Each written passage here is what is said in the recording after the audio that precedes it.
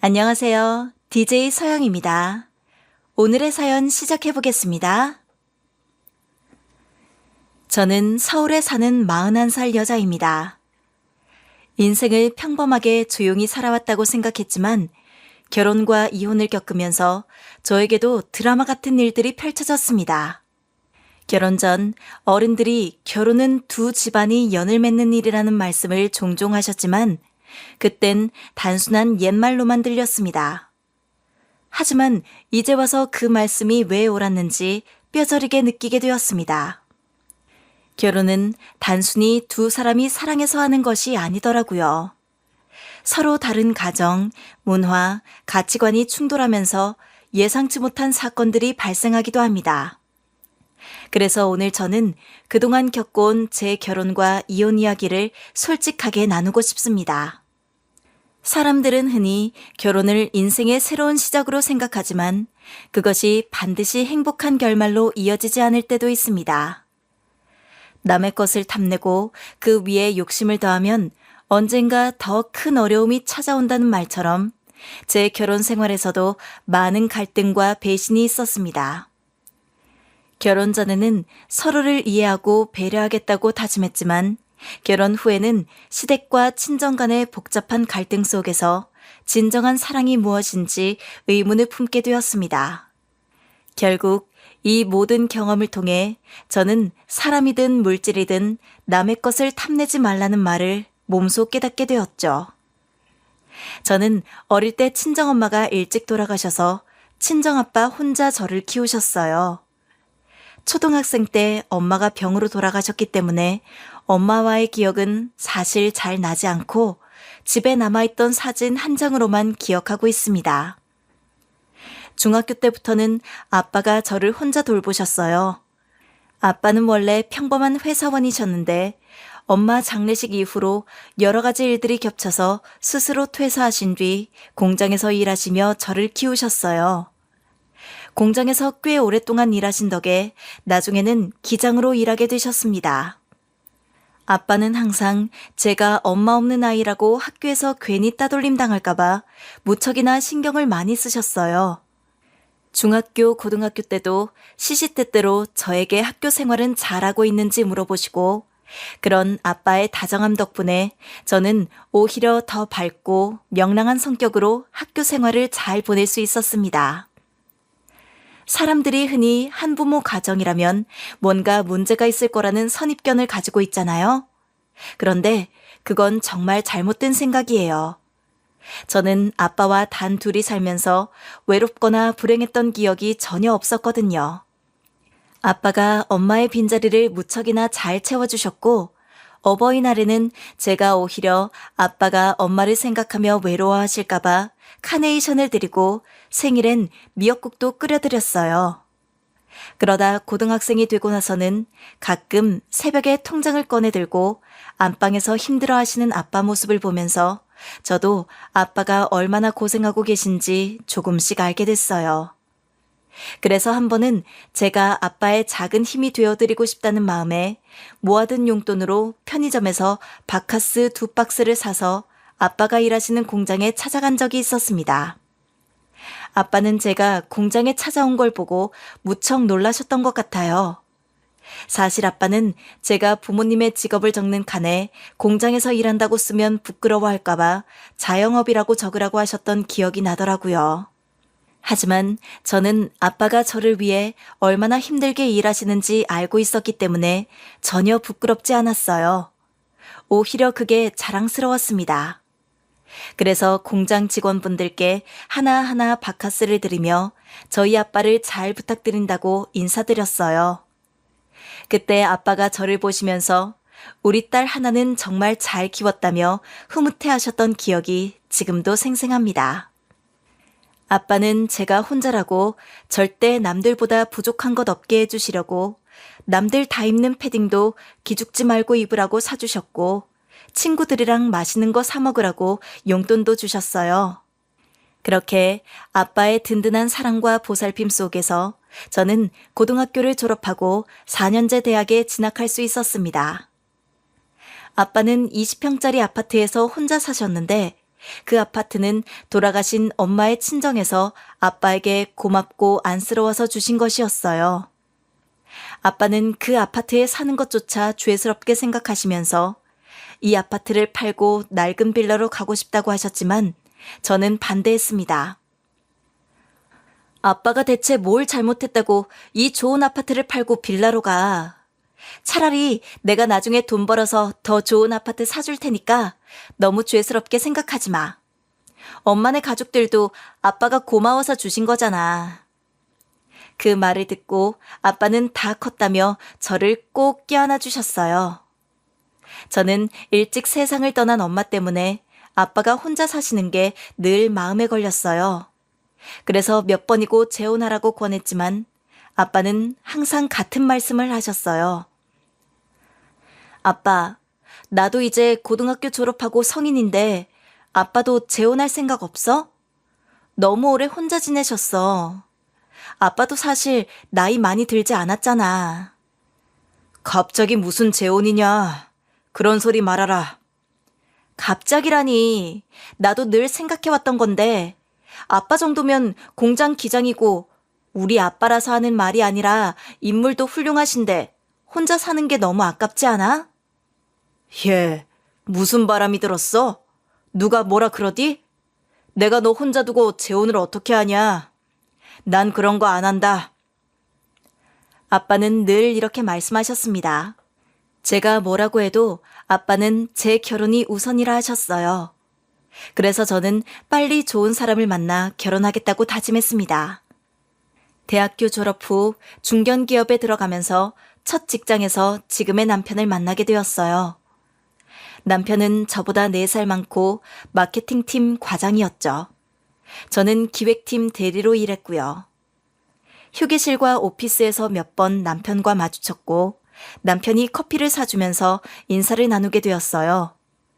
남편의 적극적인 대시 덕분에 우리는 사내 연애를 시작했고 6개월 만에 결혼까지 이어졌습니다. 상견례 때 시어머니는 혼자 계신 친정아빠를 보고 비웃거나 무례한 행동을 하지 않으셨어요. 만약 그랬다면 저는 결혼을 파기했을 거예요. 알고 보니 시아버님도 2년 전에 돌아가셨더라고요. 그래서 시어머니는 혼자 있는 마음을 안다며 아빠를 위로하셨어요. 사돈어른, 저도 그 심정 잘 알죠. 자식들이 다 커도 우리 눈엔 자식밖에 안 들어오잖아요. 이제 한 가족이 되었으니 서로 아껴주고 위하며 살아갑시다. 사부인, 좋은 말씀 감사합니다. 제 딸이 다 컸지만 아직도 애 같아요. 이렇게 귀한 아들과 결혼하게 되어 정말 감사드립니다. 두 집안의 축복 속에서 우리는 결혼식을 올렸습니다. 저는 5천만 원을 모았고 남편도 5천만 원을 모았어요. 저는 5천만 원을 모았고 남편도 5천만 원을 모았어요. 아빠는 공장에서 일하며 모은 3천만 원을, 시댁에서도 3천만 원을 보태주셔서 완전히 반반으로 결혼을 준비했습니다. 모두가 만족스러워하는 결혼식이었죠. 우리는 대출을 끼고 20평짜리 신축 아파트에서 신혼생활을 시작했습니다. 결혼 후 아빠는 오랜 기간 미뤘던 재혼을 하셨어요. 상대는 제가 평소에 알던 아주머니였죠. 두 분은 오랜 시간 가까이 지내셨고 아주머니는 제 눈치를 많이 보셨어요. 하지만 저는 그분을 좋아했고 아빠와 잘 지내시길 바랐어요. 아빠는 제 결혼 때문에 재혼을 미뤄왔던 거였습니다. 그래서 제가 일부러 두 분을 식당에 모시고 자리를 마련했죠. 아빠와 아주머니는 처음에 부담스러워했지만 제가 살갑게 다가가 두 분의 미래를 축복한다고 말했습니다. 그리고 아빠에게 감사의 편지를, 아주머니께는 아빠를 잘 부탁드린다는 편지를 드렸어요. 아빠와 아주머니는 그 자리에서 편지를 읽고 눈물을 펑펑 흘리며 네가 축복해줬으니 더 행복하게 살겠다고 하셨어요. 저는 그제야 아빠의 마음속 짐이 조금 덜어진 것 같아 안심이 되었습니다. 아무리 딸로서 응원을 해도 아내로서의 빈자리는 제가 채울 수 없으니 아주머니께 감사할 따름이었죠. 아빠는 조촐하게 결혼식을 올리고 아주머니와 함께 베트남으로 여행을 다녀오셨어요. 아빠가 여행 사진을 가족 단톡방에 올려주셨는데 두 분이 환하게 웃고 계신 모습이 정말 보기 좋았습니다. 그런데 남편이 그 사진을 시어머니께 보여드렸더라고요. 며칠 뒤 시어머니께서 저를 부르시더니 오자마자 호통을 치셨어요. 시댁에서 밥이나 한번 먹자고 하셔서 간 건데 시어머니는 아빠의 재혼을 비웃으며 말씀하셨어요. 사돈댁 이번에 재혼했다며? 자기 장가 가려고 딸 결혼 때 돈을 아낀 거 아니냐? 사진 보니 너희 신혼여행 때보다 더 화려하더구나. 본인 재혼하려고 딸 결혼에 돈을 아낀 거지? 어머님, 그게 무슨 말씀이세요? 저희 아빠가 뭐 잘못하신 게 있나요? 뭐가 잘못됐냐고? 너희 아빠가 재혼 아니었으면 3천이 뭐냐? 6천은 해줬을 거다. 늙어서 무슨 재혼이야? 그냥 혼자 살지. 누가 들으면 시어머니가 1억이라도 해준 줄 알겠어요. 우리는 반반 결혼이었고 시댁에서 도와준 만큼 친정에서도 똑같이 도와주셨죠. 망측하다뇨? 아빠가 새로운 분과 행복하게 사시는 게 왜 그런 이야기가 되는지 모르겠네요. 새로운 인생이라니. 그건 너희 같은 젊은 사람들한테 해당되는 얘기지. 결혼은 한 번이면 충분한 거야. 너희 엄마 생각은 안 나나 보지? 나이 먹어서 꼴값이야. 그 말을 듣고 저는 너무 화가 나서 남편에게 바로 따졌습니다. 그런데 남편은 화내기는커녕 저를 나무라더군요. 솔직히 우리 엄마 말이 맞는 거 아니야? 이럴 거면 반반 결혼 안 했지. 이럴 거면 반반 결혼 안 했다니? 당신도 그때는 만족했잖아. 아빠 재혼 얘기했을 때도 축하한다고 하지 않았어? 난 장인어른이 진짜 재혼할 줄 몰랐지. 몇 번이나 말했잖아. 우리 결혼하고 나면 아빠도 재혼 생각 있으시다고. 듣지도 않았어? 듣긴 했는데 난 그냥 하는 말인 줄 알았지. 장인어른이 재혼하는 게 평범해? 우리 엄마도 혼자 잘 계시잖아. 그건 어머님 사정이고 우리 아빠는 재혼하신 게 그렇게 잘못이야? 평범하지 않잖아. 나이 60이 넘으셨는데 재혼이라니. 난 안 될 줄 알았으니까 응원했지. 근데 우리 결혼하자마자 바로 재혼하실 줄은 몰랐어. 아빠가 평생 혼자 사는 것보단 지금처럼 서로 보듬고 살면 더 좋잖아. 굳이 재혼했어야 했어? 차라리 그 돈으로 우리 도와주셨으면 좋았을 텐데. 어떻게 우리 아빠한테 그렇게 못되게 말할 수 있어? 내가 잘못했어? 다른 사람들한테 물어봐. 누가 이상한 건지. 남편은 끝까지 자기가 잘못했다고는 하지 않더군요. 결혼을 당장 그만두고 싶었지만 그랬다간 친정아빠가 속상해하실 것 같아 꾹 참았습니다. 아빠가 행복하니 제가 조금만 참으면 된다고 스스로 위로했죠. 아빠는 재혼 후 얼굴이 더 좋아 보였어요. 공장 일을 그만두고 아주머니와 아파트에서 여유롭게 지낸다고 했습니다. 퇴직금도 나와서 두 분이 여유롭게 살기엔 충분하다고 하셨고요. 그런데 그때 남편이 직장에서 성과가 좋지 않아 권고사직을 당했습니다. 마침 아빠가 아는 지인이 공장을 그만두면서 공장장을 구한다는 얘기를 듣고 아빠가 공장장 일을 맡게 되셨어요. 사실 아빠는 다시 일할 필요가 없었지만 그분이 간곡히 부탁한 탓에 어쩔 수 없이 일을 맡으신 거죠. 그 공장에서 아빠는 한 달에 700만 원 넘게 벌고 계셨어요. 거의 연봉 1억 수준이었죠. 저는 그 얘기를 듣고 걱정돼서 여쭤봤지만 아빠는 오히려 여유로운 스케줄을 즐기고 계셨습니다. 예전처럼 새벽부터 밤늦게 일하시는 것도 아니었고 아침에 아주머니가 해주신 밥을 먹고 출근하셔서 저녁에 퇴근하신다고 하더군요. 아빠, 너무 무리하시는 건 아니야? 아빠 힘들까봐 걱정돼. 이제 아내도 있고 너도 챙겨야 하지 않겠니? 이런 나라도 불러주는 사람이 있다는 게 감사하지. 아빠가 웃으시며 말씀하시니 저도 기분이 좋아졌습니다. 그런데 이 얘기를 듣고 남편이 생트집을 잡기 시작했어요. 나는 직장을 잃었는데 왜 장인어른이 갑자기 일을 하셔? 내 운을 가져가신 거 아니야? 그게 무슨 말도 안 되는 소리야. 아빠는 열심히 일해서 그런 기회를 얻으신 거야. 그깟 공장 일하는 게 뭐가 대단한 노력이라고. 당신은 그 공장에서 일도 못하면서 뭐라고 해? 아내가 남편 욕 보이는 거야? 그러면 당신이 우리 아빠 욕 보이는 건 괜찮고? 내가 백수되니까 만만해 보이냐? 내가 당신 일 기다려줄 수 있지만 우리 아빠 욕하는 건 못 참아. 당신이 능력이 없어서 잘린 거잖아. 경기가 안 좋아서 그런 거야. 헛소리 하지 마. 애 아빠가 돼서 어떻게 그런 말을 하니? 결국 우리는 크게 싸우고 말았습니다.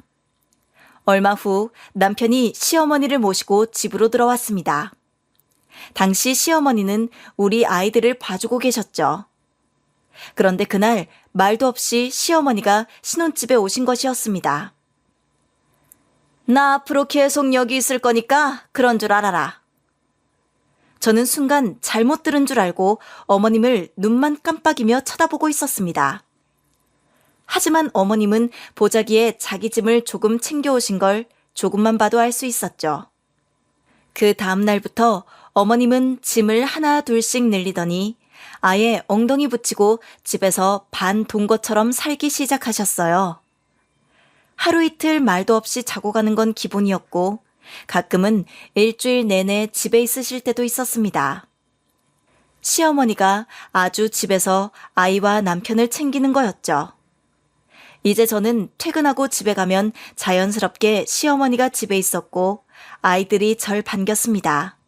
그렇게 당연한 듯이 밥 차리라고 하는 시어머니가 너무 불편했습니다. 애미 왔냐? 넌 왜 이렇게 퇴근이 늦어?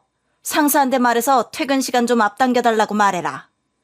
내가 매일같이 애만 보는 사람인 줄 아나?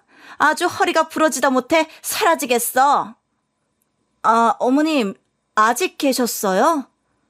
그럼 내가 우리 아들 집에 있지 어디가 있냐? 그게 아니라 어제까지 사흘을 자고 계셨는데 약속은 없으신가 하고요. 내가 약속이 어디 있어? 어디 사돈댁처럼 새로운 사람 만날 일이라도 있나? 나는 망측스러워서 그런 거 생각할 겨를이 없다. 그냥 손주들 보고 사랑하는 우리 아들 보면 그걸로 족하지. 그러면서 이번에 남편 몸이 안 좋아지기 시작했다면서 몸에 좋은 음식이라도 해야 한다고 말하는 게 듣기 싫었습니다. 너 대체 우리 아들한테 어떻게 하길래 애가 그렇게 말라 비틀어져 있어? 제대로 먹이고 있는 건 맞아?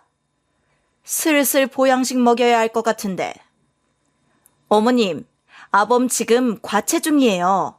어제도 엄청 배 터지게 야식까지 먹고 잤고요. 내가 보기에 남자는 어느 정도 살집이 있어야 해. 너무 없으면 이게 없어 보인다고. 그에 비해서 너는 너무 뒤룩뒤룩 찐 거 아니니? 대체 뭘 얼마나 먹길래 그렇게 쪘어? 저 저체중인데요? 애들 엄마 중에서 이렇게 몸매 관리하는 사람이 어디 있다고요?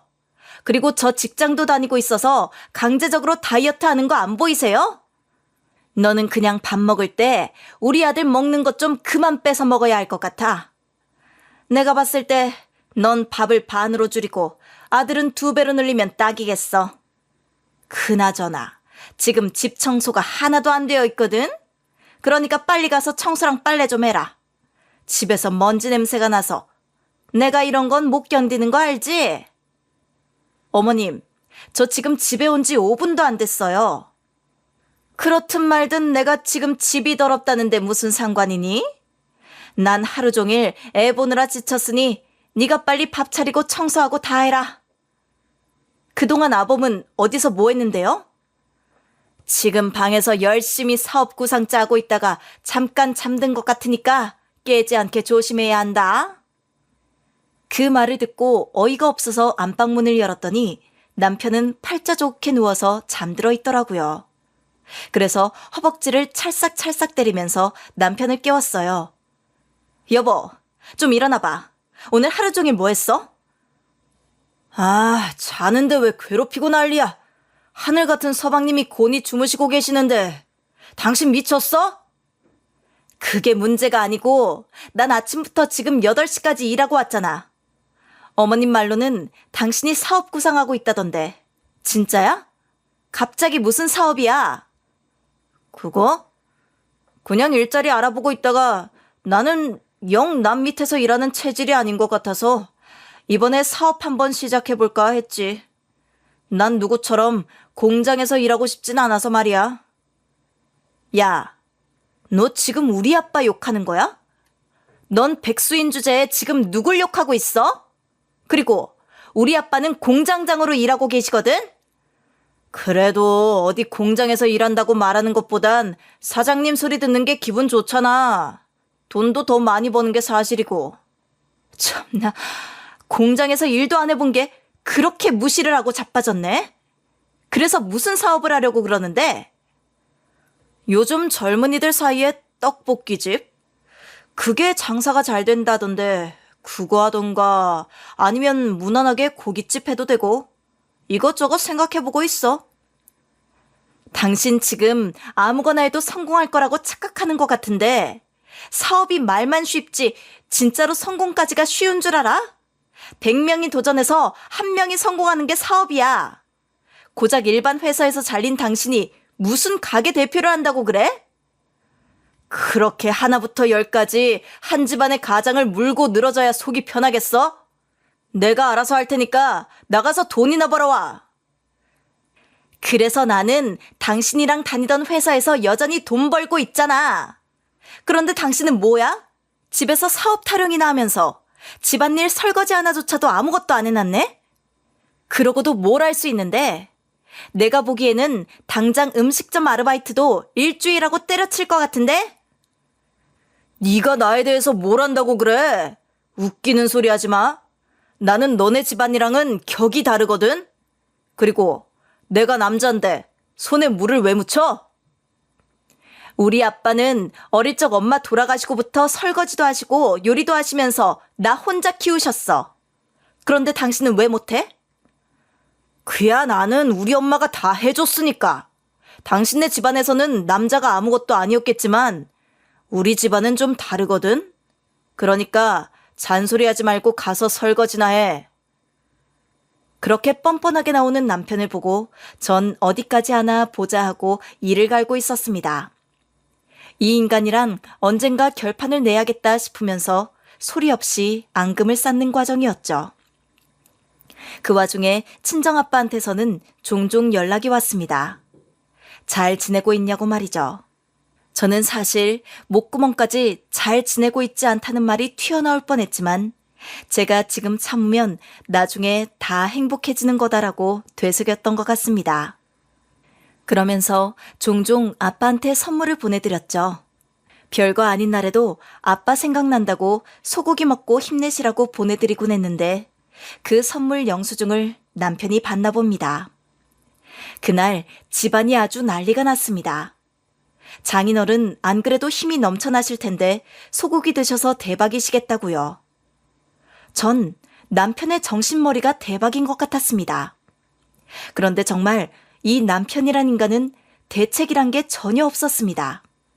일단 대낮 2시까지 잠을 늘어지게 자고서 일어나서는 배달 음식으로 시어머니랑 둘이 밥을 시켜 먹는 모양이었습니다. 그 증거로 제가 집에 오면 버려지지 않은 배달 음식 쓰레기들이 남아 있었거든요. 저는 힘들게 일하고 와서 그걸 전부 치워야 했습니다.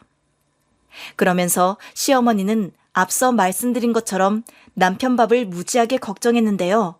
그렇게 걱정되면 자기가 해서 먹이면 될 일이지 왜 회사 다니는 저한테 그렇게까지 하는지 모르겠었네요.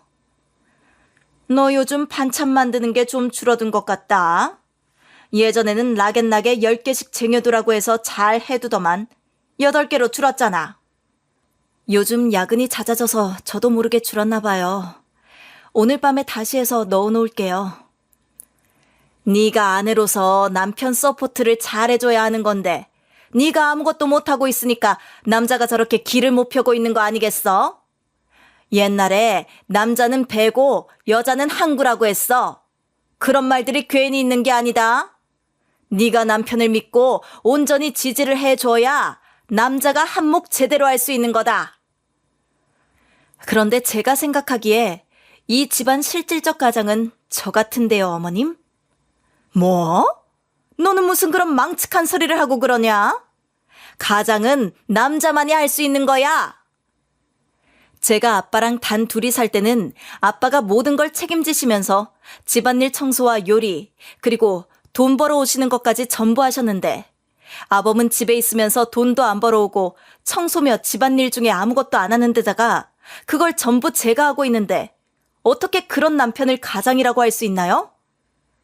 이게 어른이 말하면 그냥 네 알겠습니다 하고 들을 것이지 어디서 배워먹은 말버릇이야 그게? 아무리 생각해도 이게 수지 타산이 안 맞는 것 같아서요. 제가 처음에는 어머님 말씀하신 것처럼 한 가족이고 하니까 희생해서 생각해서 일도 하고 요리도 하고 청소도 했는데 일방적으로 계속 이렇게 되니까 솔직히 너무 힘들어요. 그래서 니네 어린애들을 내가 다 봐주고 있잖아. 이 늙은 시엄이 허리 부러지는 건 안 보이냐? 그건 정말 감사하게 생각하고 있어요. 하지만 제가 바라는 건 오히려 어머님이 쉬시고 아범이 애들을 보는 거예요. 어머님 말씀대로 어머님은 나이가 있으시고 이제 편히 쉬셔야 하실 때인데 애들 보니까 힘드실 거 아니에요. 그러니까 원래 살던 집 가셔서 푹 쉬시고 애는 아범이 보는 게 어떨까요? 그 말을 하자마자 시어머니 표정이 갑자기 확 안 좋아지시는 겁니다. 너는 애가 말을 엄청 싸가지 없이 하는구나. 내가 귀한 시간 체력 써서 애들 봐주고 있었더니 고얀 여자애를 봐주고 있는 거였어? 어머님, 저는 아까부터 어머님이 애들 봐주신 거 정말 감사하다고 말씀드리고 있어요. 제가 부당하다고 생각하는 건 남편이고 가장이란 사람이 애들을 보지도 않고 사업한다고 하면서 놀러 다니기만 하는 거예요. 맨날 낮에 일어나서 어머님이랑 아점 먹고 제가 회사에서 돌아오면 집에서 늘어져 자고 있거나 아니면 사업한다는 친구들이랑 술 먹고 있잖아요. 너는 어떻게 남자가 맨날 인생을 상승곡선만 탄다고 생각하냐? 하향선으로 내릴 때도 있는 거고 그러면 아내가 든든하게 옆에서 지탱해줘야 하는데 넌 허구한 날 불평불만만 하는구나. 대체 어떻게 해야 네 비위를 맞추겠어? 어떻게 보면 너희 아빠가 보니까 너랑 똑 닮았다 싶다. 둘 다 이기적인 게. 네? 갑자기 열심히 사시고 계신 저희 아빠 이야기는 왜 하시는 거예요? 솔직히 그렇잖니? 지금 사위가 이렇게 힘들다는데 일자리를 주거나 도와줄 법도 한데 그러지도 않고 자기 인생 사느라 바쁘다고 하면 좋게 봐줄 사람 세상에 없다. 하면서 혀를 끌끌 차시는데 너무 어이가 없더라고요. 그런데 시어머니가 애들을 어떻게 돌보는지 모르겠는데 시어머니가 시댁에 돌아가고 나면 애들이 그렇게 친할머니 싫다고 우는 겁니다. 아이들 이야기 들어보니까 애들한테 저희 아빠 욕을 엄청나게 한다고 합니다. 너네 외할아버지는 지금 나이 먹고 다른 할머니랑 결혼해서 공장 다니고 있어서 너 못 봐주는 거라고 욕을 매일같이 한다고 말이에요. 저희 애들은 친정아빠를 좋아해서 친아빠처럼 따랐는데 그 이야기를 듣는 게 싫어서 매일같이 웁니다. 하루는 제가 출근을 하려고 보니 아이들이 제 다리를 붙잡고 회사 가지 말라고 울더라고요. 그래서 조금만 기다리면 퇴근하고 올 거라고 별것 아닌 듯 이야기했는데 생각보다 아이들 스트레스가 큰 것 같았습니다. 왜 그렇게 보채나 진지하게 이야기를 들어보니 친할머니랑 이야기하면 자꾸 외할아버지 나쁜 사람이라고 한다고 한번 따라해보라고 말을 시키기까지 한다는 것이었습니다. 첫째만 그러는 것도 아니고 둘째랑 같이 그러고 있으니까 이게 정말 심각하다는 걸 깨달았습니다. 그 이야기를 듣고 어이가 없어서 시어머니에게 따졌습니다. 어머님, 저희 애들한테 혹시 저희 아빠 욕하세요? 시어머니는 그 말을 듣고 처음에는 뜨끔하는 것 같더니 나중에는 오히려 뻔뻔하게 말씀하시더라고요. 그래, 너네 사돈댁 하는 거 보니까 가슴이 너무 답답해서 애들한테 좀 허심탄회하게 내 넋두리 좀 말해봤다. 왜? 이것도 잘못한 거냐? 당연히 하시면 안 되는 행동이죠. 저희 애들인데. 반대로 생각해서 제가 애들한테 어머님 욕하고 있으면 기분이 좋으시겠어요? 애들이 어머님만 만나고 오면 외할아버지 욕한다고 운대요. 제발 그만 좀 하세요. 저희 아빠가 뭘 그렇게 잘못하셨다고 그러세요? 에휴, 너를 보면 애들이 널 닮아서 고집이 센 것 같다. 내가 아무리 말해도 도통 듣질 않으니. 어머님, 애들이 듣기 싫다고 하는데 대체 저희 아빠한테 뭐가 그렇게 화가 나신 거예요? 속이 답답하다고 그랬잖니.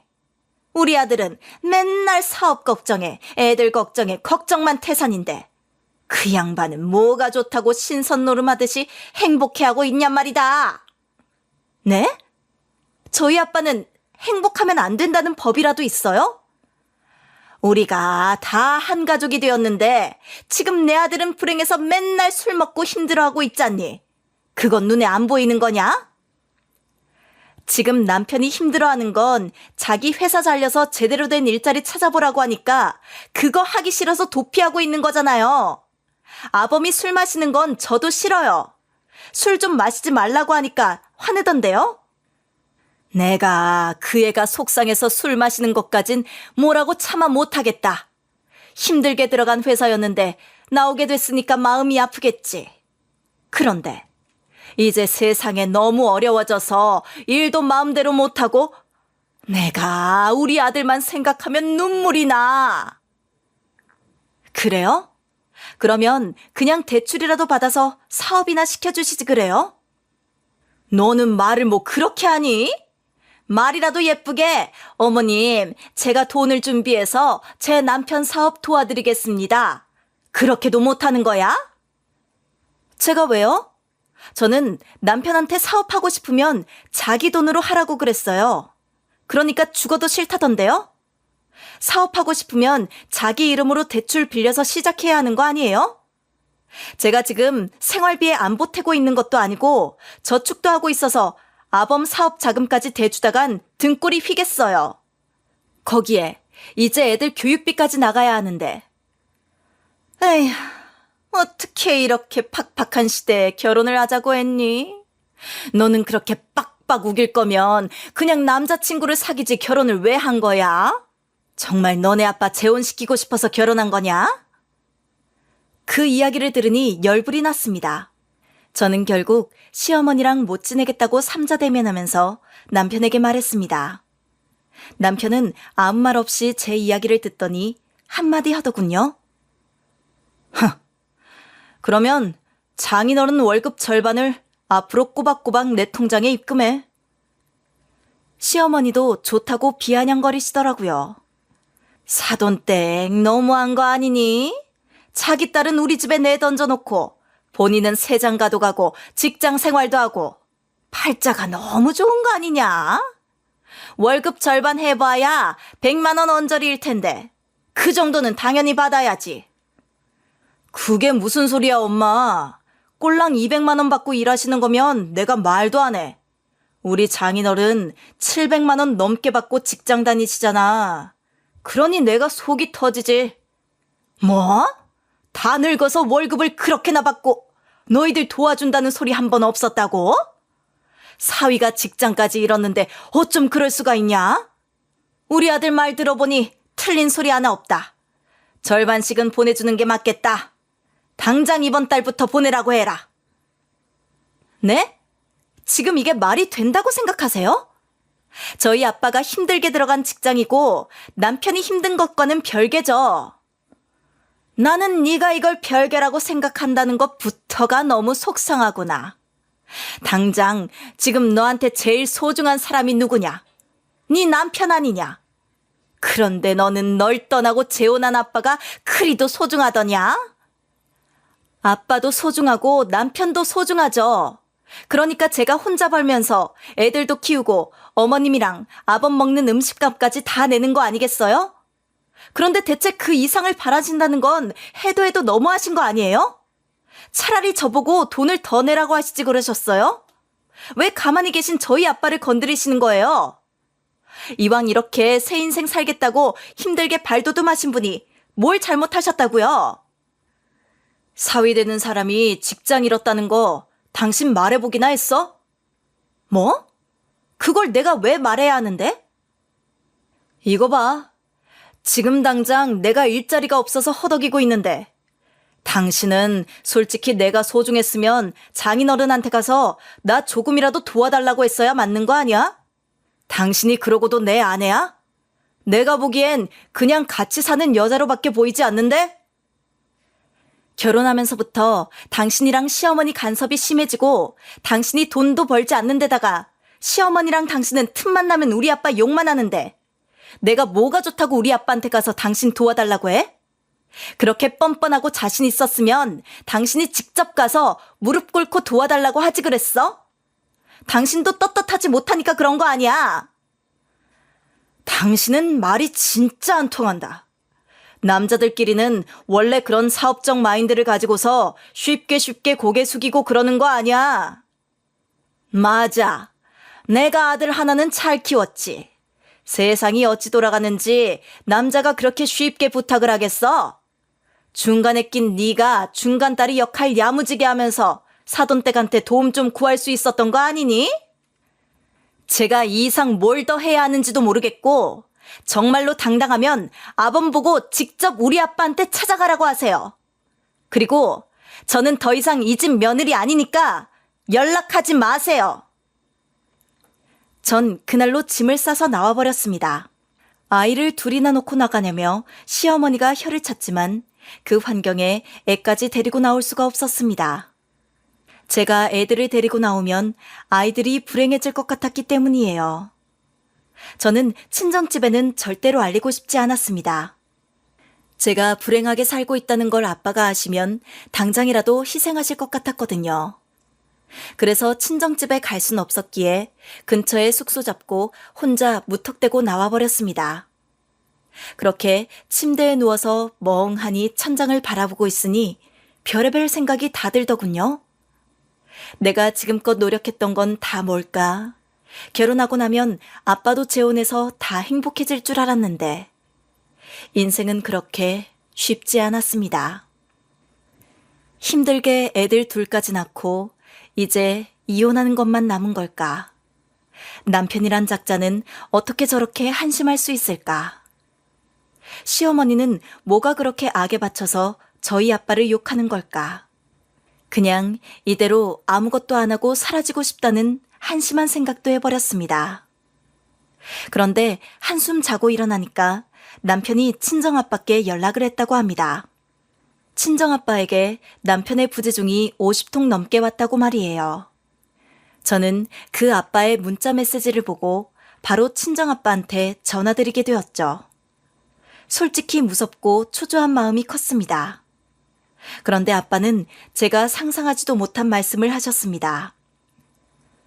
우리 딸, 내가 손주들 데려왔다. 빨리 우리 집으로 와라.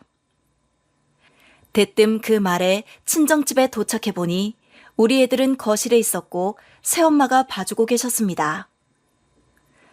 박서방한테 문자 메시지 온 거 보니까 상황을 대충 알겠더구나. 내가 돈 벌고 있고 박서방은 일자리를 잃었단 말이지. 그것 때문에 네가 결혼 생활을 불행하게 보낸 것 같아. 내가 정말 미안하다. 내가 괜히 재혼해서 나 때문에 너만 고생시켰더구나. 아빠, 아니에요. 그런 거 정말 아니에요. 전 아빠가 재혼했다고 후회하지 않으셨으면 좋겠어요. 아니다.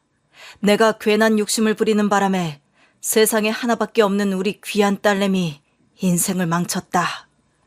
앞으로는 내가 고생시키지 않을 테니까 제발 용서해 주렴. 아빠, 아빠가 잘못한 건 하나도 없어요. 내가 남자 보는 눈이 없어서 이상한 남자를 만난 거지. 이상한 자격지심이 있어서 괜히 아빠를 이상한 사람 만드는 거니까 그 사람 말 듣지 마요. 전 최선을 다해서 아빠를 위로해드렸지만 아빠는 뭔가 굳게 다짐한 모습이었고 새엄마도 표정이 남달라 보였습니다. 다음날 새엄마가 나를 불렀고 잠깐 나가자길래 가봤더니 처음 보는 40평 신축 아파트로 저를 데려가시는 겁니다. 앞으론 여기서 지냈으면 좋겠어. 애들 학교도 가깝고 키우기 좋을 거야. 여긴 어떻게... 이게 대체 무슨 일이에요? 사실 내가 너희 아빠한테 재혼하자고 보챘어. 다 나 때문에 벌어진 일이니 내가 책임져야지. 그렇게 말씀하시더니 그 40평 아파트를 덜컥 제 명의로 사주신 게 아니겠어요? 알고 보니 아빠가 취직했다는 회사 역시 새엄마의 친척분이 운영하시던 공장이었습니다. 제가 이런 걸 받아도 될까요? 여기서는 그냥 아빠랑 새엄마가 함께 사시는 게 나을 것 같은데 저한텐 너무 과분해요. 전혀 과분하지 않아. 내가 그이한테 네 이야기를 들었는데 옛날부터 참 착하고 마음씨가 좋은 딸이었더라. 공장에 가서 직원들한테 음료수도 돌리고 그랬다며. 그이가 그 이야기를 하면서 정말 행복해했어. 나는 이 나이 돼서 새로 늦둥이 얻을 생각도 없고 너를 딸로 생각하고 싶은데 너는 어떻게 생각하니? 저는 그렇게 생각해 주시면 정말 좋죠. 이렇게 말씀 꺼내주시고 쉽사리 하기 어려우셨던 결정 내려주셔서 정말 감사해요. 앞으로는 이 아파트에서 살면서 저도 제 인생을 살아볼게요. 그래, 그렇게 말해줘서 정말 고맙다. 저는 아이들과 40평 아파트에서 아빠와 새엄마가 가져다 준 돈으로 새 가구를 사러 다 같이 쇼핑을 하러 갔고 저희는 배송지를 아파트로 한 뒤에 온 식구가 다 같이 즐거운 저녁 식사를 보냈습니다. 저희 애들도 오랜만에 밝은 얼굴을 한 것 같아서 마음이 놓였죠. 그런데 남편은 제가 아파트로 옮겼다는 소식에 쫓아왔고 40평 신축 아파트를 보자마자 넋이 나가버렸습니다. 그동안 저희 친정아빠 보고 재혼을 왜 하냐, 그 나이에 창피한 거 아니냐며 비웃었는데 새엄마 덕분에 제가 이제 집까지 생기자 남편은 할 말을 잃은 듯 멍하니 아파트 입구에 서 있었습니다. 그런 남편에게 다가가 제가 토닥이며 한마디 해주었습니다. 야, 너도 새장가 가면 돼. 부자 여자로 잘 골라봐. 내가 기꺼이 놔줄 테니까. 남편은 잘못했다며 싹싹 빌었습니다. 남자는 고개 쉽게 숙이는 거 아니고 비는 거 아니라더니 그때는 아주 잘도 빌던데요. 머리까지 바닥에 박더라고요. 여보, 내가 정말 미안해. 그동안 당신한테 너무 못된 말들을 했지. 내가 지금에 와서 많이 후회하고 있어. 당신이 얼마나 고통스러웠고 힘들었을지 감히 상상조차 되질 않아. 그런데 지금 내 얘기 한 번만 들어줄 수 있을까? 난 당신 같은 사람이랑 더 이상 할 얘기가 없는데? 제발 한 번만 내 얼굴 봐주라. 이렇게 빌게. 장인어른이 재혼 잘못했다느니 공장에서 일한다느니 내가 헛소리고 말도 안 되는 말 했던 거야. 내가 직장도 잃고 부러운 마음에 그랬어. 그건 솔직하게 말하네? 그래도 그건 해서는 안 될 행동이었지 않아? 어떻게 장인 되는 사람한테 그런 말들을 해? 게다가 이 아파트 보기 전에는 미안하다는 말도 안 했었잖아? 왜 아파트를 보자마자 마음이 변해? 진짜 신기하다.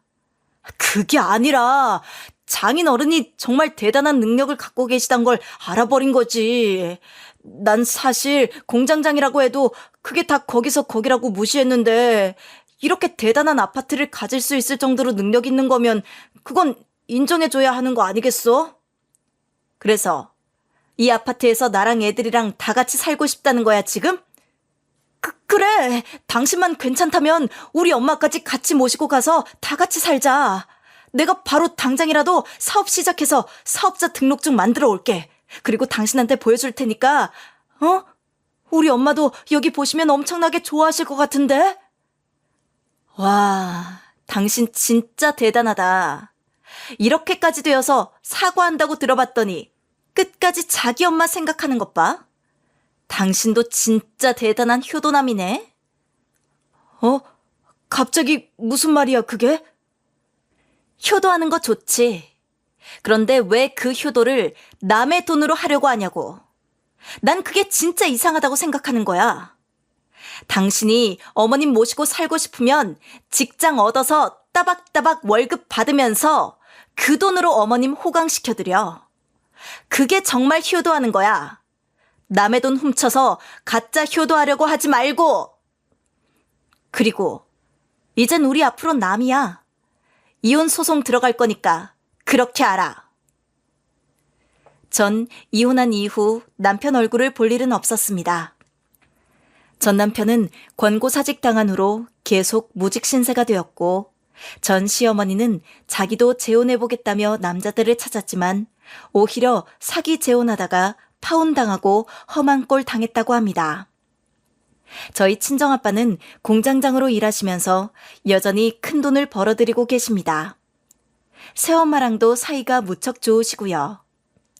저희 사랑스러운 아들은 이제 유치원 들어가고 예쁜 딸은 초등학교 1학년입니다. 저도 최근에 회사에서 승진하게 되었습니다. 이번 일로 인해 남 비웃고 못살게 굴면서 남의 것을 빼앗으려는 사람들은 된통 당하게 된다는 걸 깨달았습니다. 지금까지 제 이야기를 들어주셔서 감사합니다. 청취자분들 모두 건강하시고 오늘 하루 행복하시길 진심으로 바라겠습니다. 감사합니다.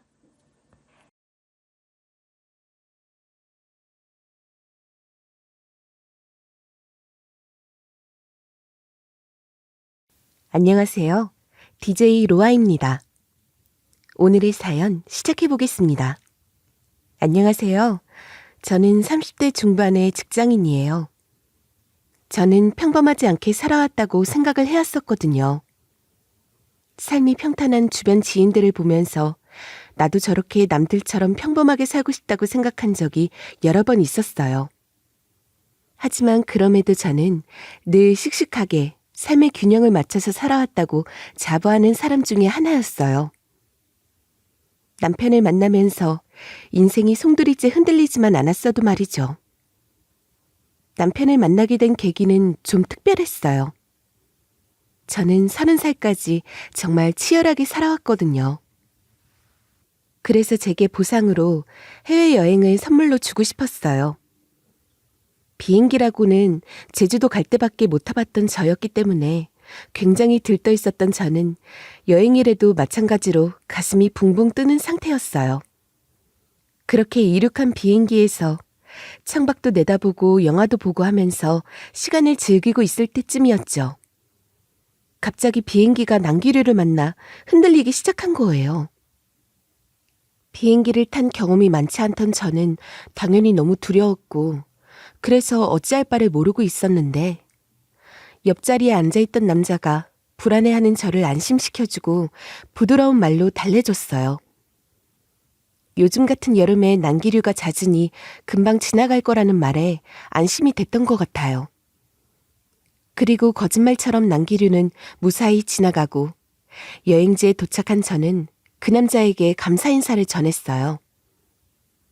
그렇게 다시는 못 마주칠 거라 생각하고 잊고 있었는데 운명처럼 다음날 서핑을 하러 간 자리에서 그 남자를 다시 만나게 된 거예요. 저희는 누가 먼저랄 것도 없이 사랑에 빠졌고 그 사람은 제게 인연이 되었죠. 해외에서 만난 인연이라 그런지 더욱더 불타올랐던 것 같아요. 저희는 한국에 돌아와서도 인연을 이어갔고 불같은 사랑을 하던 도중에 아기 천사가 저희에게 찾아와 급히 결혼을 준비하게 되었죠. 그렇게 상견례를 치르기까지 정말 시간이 어떻게 흘러갔는지 모르겠어요. 이렇게 저희 아이들이 인연이 되었다고 하니 감개가 무량합니다. 아시다시피 저희 딸이 고등학교 들어갈 때쯤 집사람을 잃게 되어 참 많이 힘들었었거든요. 남자 혼자 딸아이 키우는 것이 쉽지는 않으셨을 텐데 고생이 많으셨네요. 그래도 착하게 떳떳하게 키우려고 노력한 것 같은데 그렇게 말씀해 주시면 감사하네요. 제가 식당 일 하느라 늘 집에 혼자 둬서 마음이 많이 쓰이기도 했거든요. 어머, 식당을 운영하세요? 직접 운영하시는 거예요? 저희 형님이랑 같이 일하고 있습니다. 집사람이 그렇게 되기 전부터 일했으니 20년이 넘었네요. 내가 지난번에 아버님 식당 운영하신다고 엄마한테 말 안 했었나? 동네에서 제일 큰 설렁탕집 운영하고 계셔. 갈비도 파시고 진짜 맛있더라고. 세상에나, 제가 우리 아들 얘기를 흘려들었나 봐요. 그렇게 큰 식당을 운영하시는데 애까지 보기가 힘드셨겠죠. 저는 이 결혼 찬성합니다. 우리 애들 행복하게 잘 살도록 저희가 도와주죠. 상견례를 나오시기 전까지 뜨뜻미지근한 반응을 보이셨던 어머님께서는 아빠가 식당을 운영하신다고 하자 갑자기 얼굴에 혈색이 돌더니 결혼을 찬성한다 하시며 한박 웃음을 지으시더군요. 어머님의 속내를 알 수 있었던 부분이긴 하지만 그래도 반대하지 않고 결혼에 찬성을 하신다고 하니 좋은 게 좋은 거란 생각을 했어요. 그렇게 결혼까지 순탄하게 흘러갔죠. 배가 조금 나와 제가 입고 싶었던 웨딩드레스는 못 입었지만 그래도 예쁜 드레스 입고 결혼식을 잘 치르고 남편과 함께 신혼생활을 누렸습니다. 임신을 하고 결혼을 해서 그런지 남들처럼 둘만 있는 신혼기간은 짧을 수밖에 없었지만 그래도 하루하루가 즐겁더라고요. 그 일이 일어나기 전까진 말이죠. 배가 점점 더 불러와 계단 오르기 벅차고 힘들 시기가 됐을 무렵이었어요. 퇴근하고 집으로 돌아와 저녁 준비를 하고 있는데 갑자기 어머님이 신혼집으로 들이닥치셨어요. 어머님은 뭐가 그렇게 화가 나셨는지 절 보자마자 저한테 삿대질을 하시더라고요. 저는 당황스럽고 놀라서 뒷걸음질 쳤어요. 분명 어제까지만 해도 어머님은 제게 상냥한 말투로 뭐 먹고 싶은 거 없냐고 물으셨었거든요. 그런데 하루아침에 완전히 뒤바뀐 모습에 놀랄 수밖에요. 어머님, 왜 그러세요? 무슨 일 있으셨어요? 내가 이럴 줄 알았다. 이럴 줄 알았어. 너, 내가 지금 뭘 보고 온 건지 알긴 아냐? 사돈이 배달 오토바이 타고 가는 걸 보고 오는 길이다. 내 눈으로 보고 왔는데도 내가 믿을 수가 없다. 너 상견례 때 나한테 분명 뭐라고 했냐? 식당 운영한다고 하지 않았니? 어머님, 식당 일도 바쁘고 배달원이 부족하면 아빠도 원래 가끔씩 배달 일도 나가고 그러셨어요. 그런데 그게 왜요? 식당을 운영하는 사람이 배달 일 다닌다는 게 상식적으로 말이 되냐? 어떻게 이런 식으로 날 속일 수가 있니? 이건 사기 결혼이지. 나랑 우리 아들이랑 너한테 깜빡 속은 거다. 사기 결혼이라뇨. 오해세요. 전 거짓말한 거 하나도 없어요. 원래 아빠는 직원들 관리하고 카운터 보는 일을 주로 하셨는데 배달이 밀리거나 바쁘면 가끔 배달 일도 하셨거든요. 직원들에게 솔선수범하는 모습을 보여주고 싶어 했던 아빠였기에 아빠가 배달 일을 하는 건 익숙한 모습이었어요. 그런데 아빠가 오토바이 탄 모습을 본 어머님이 오해를 하시고 노발대발 하시는 거예요. 저한테 속으셨다면서 이건 사기 결혼이라고 소리를 버럭버럭 지르는데 정신이 하나도 없더라고요. 불과 어제까지만 해도 너무 다정하게 절 대했던 어머님은 온데간데 없이 사라져 있었죠. 배달 오토바이 탄 모습 하나만 보고서 제가 어머님을 속였다고 하는데 진짜 무슨 말을 해도 안 통할 것 같더라고요. 그런데 마침 남편이 퇴근에 들어와서는 저희 둘의 상황을 보고 무슨 일이냐고 묻더군요. 어머님이 화가 나 계신 게 본인 눈에도 뻔히 보이니까 이상하게 생각한 거죠. 그래도 든든한 편이 왔겠다. 저도 할 말은 해야겠더라고요. 사기 결혼이라면서 사람을 극으로 몰고 가는데 당하고 있을 수만은 없는 노릇이니까요. 그래서 일단 좀 진정하시라고 하면서 제가 하고 싶은 말을 쏟아냈어요. 어머님, 분명 상견례 자리에서 아빠가 큰아버지랑 같이 식당 운영한다고 말씀드렸잖아요. 가게 일이 바쁘면 한 번씩 배달 나가시는 일도 아빠가 좋아서 자처하시는 일이에요. 큰아버지는 예전에 오토바이 사고가 한 번 나셔서 그 뒤로 못 하시거든요. 얘가 또 거짓말 하는 거 봐라. 내가 두 눈으로 똑똑히 봤는데. 아들, 너도 전부 알고 있었냐? 사돈이 배달 일 다니는 거 알고 있었냐고. 아니, 같이 운영하시는 건 알았는데 장인어른이 직접 배달까지 하시는지는 몰랐지. 그런데 그렇게 배달 일까지 시키시는 거 보면 실세는 큰아버님한테 있는 거 아니야? 알고 보면 동업이 아니라 상하 관계인 거 아니냐고. 당신까지 왜 그래? 내가 아니라고 하잖아. 아빠가 동생이니까 그 정도는 할 수 있는 거 아니야? 그런데 남편은 제 말을 믿기는커녕 오히려 어머님 편을 드는 거예요. 게다가 남편 또한 충격을 받은 얼굴이었죠. 사기 결혼이라는 말에 동조하지는 않았어도 부인하지 않는 걸 보고 저도 깜짝 놀랐어요. 제가 아무리 아니라고 해봤자 이미 어머님과 남편은 제 말을 믿지 않는 눈치였어요. 본인들이 본대로 판단하는 것 같더군요. 상황이 이렇게 되자 어떤 말을 해도 그건 다 변명으로 들리겠더라고요. 그래서 저도 마음대로 생각하세요 그랬어요. 답답하고 억울함에 미칠 것 같은데 뾰족한 수가 없으니까요. 그런데 그때부터 어머님은 저를 대놓고 미워하기 시작하셨어요. 그전까지는 저한테 간이고 쓸개고 다 퍼줄 것처럼 하셨었는데 완전히 바뀌어버린 거죠. 이제는 제가 뭘 하든 사사건건 트집을 잡으시더라고요. 마치 자기네들은 저한테 속아 사기 결혼당한 불쌍한 집안이라는 코스프레를 하시는데 정말 기가 막히고 황당했지만 아무리 변명을 해도 믿어주지 않으실 걸 알기에 답답했어요. 내가 아무리 생각해도 어쩐지 이상하더라. 그 정도 규모의 식당을 하시면 돈벌이가 어마어마하실 텐데 결혼하면서 너한테 따로 지참금도 안 챙겨주셨잖니. 내가 아무리 생각해봐도 이건 아니다. 그게 무슨 소리세요? 그래서 결혼할 때 저희 신혼집도 반반으로 산 거잖아요. 제가 안 해온 것도 없는데 그렇게 말씀하시는 건 이해가 안 되네요. 우리 아들같이 귀한 사람을 데려가 놓고 그 정도 하는 건 기본이지. 그 이상을 해와야 하는데 아무것도 내놓지 않은 게 잘못된 거 아니냐고. 말도 안 되는 트집 좀 그만 잡으세요. 누가 보면 제가 정말 죄라도 지은 줄 알겠네요. 죄? 지었지. 너 막말로 결혼할 때 나 모피 하나라도 해줬니? 아니면 못해도 명품백 하나라도 사왔니? 하긴 뭐가 있어야 해왔겠지. 돈이 없으니 아무것도 못 해온 거지. 제가 참다 못해 그렇게 말하자 어머님은 그럼 죄 지은 게 아니냐면서 소리를 지르셨어요.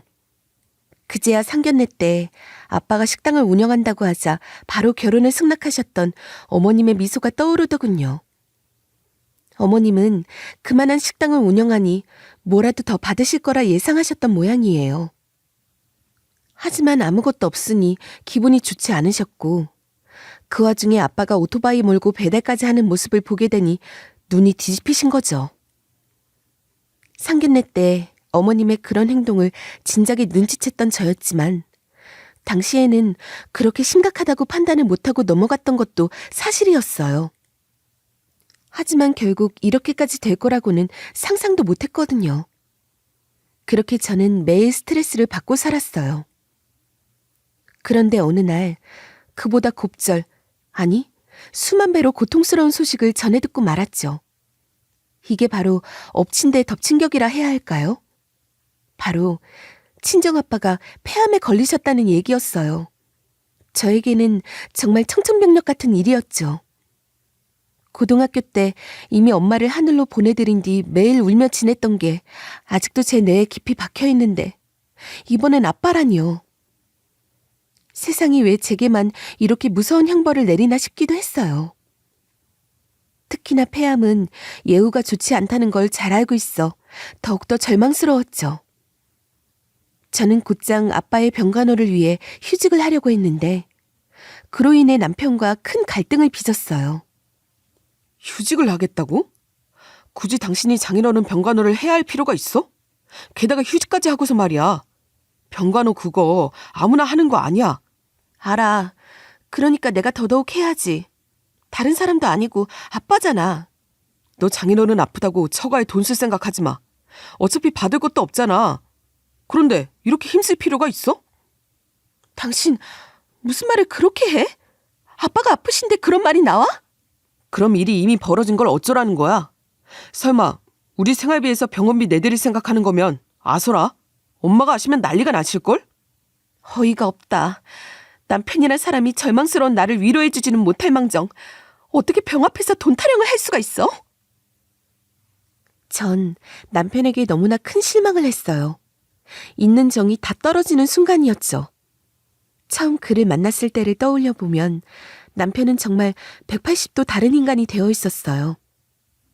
다정하고 제 편이었던 남편은 어디로 가고 돈 타령을 하는 사람만 옆에 자리하고 있더군요. 게다가 생활비에서 병원비 내 생각하지 말라며 아주 딱 잘라 얘기를 하는 모습을 보고는 치가 떨렸어요.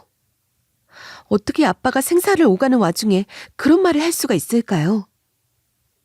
정말 예전의 그를 생각하면 상상할 수 없는 얘기지만 이제는 그저 돈밖에 생각 못하는 남자가 되어 있었어요.